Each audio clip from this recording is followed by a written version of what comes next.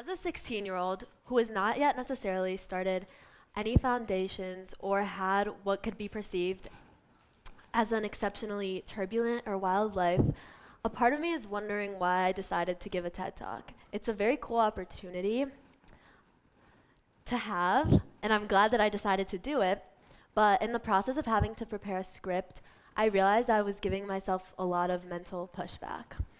I tried to figure out what was causing me to procrastinate and just feel weird in general, and then this culminated in me listening to a podcast episode called Imposter Syndrome by Carol Lowenthal, because essentially this is what I was dealing with.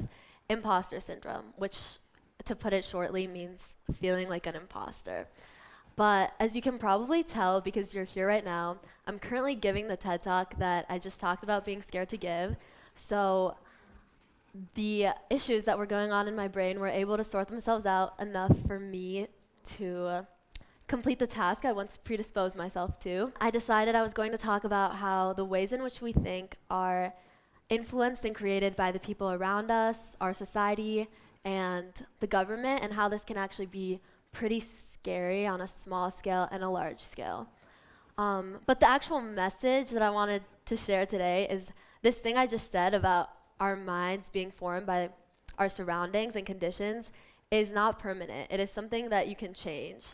And I strongly believe that the brain is malleable and that we should take advantage of that. So it might be a random connection to make or not, that since I was able to surpass my imposter syndrome, we all can surpass our implicit biases. So how do you do that? To answer this, I am going to say something that my English teacher, Dr. Ducatz, once said during class. We were talking about argument essays, and then we got into talking about how for an argument essay, you have to pick one side and one side only to argue for. I remember her explaining that if you have to meet the requirements of a certain prompt, in this case, AP Lang, then yes, you have to strictly pick a side. But in real life, that is not necessarily the right way to look at things. This really stuck with me, and I thought that this was a great philosophy to have. So if we were all a little bit less strict about our ideologies, the world might just be a better place. So there's one thing we can do. We can consciously make an effort to stop jumping to conclusions and hope it eventually becomes inherent. There are also many other things that can be done. No matter what tool it is that you do decide to use, I think that we all have reasons to try to look at the world in a more fair way. For me, the reason is that I'm Jewish and I think about anti-Semitism a lot. So I talk about it with my family and friends, talk about the Holocaust. What allowed that to happen? What allowed that to become a part of the history of my culture, the history of people related to me, my family?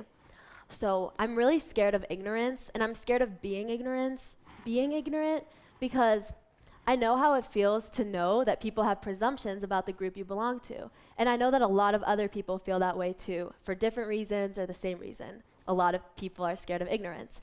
So I don't want to contribute to anyone's fear or be the part of the problem.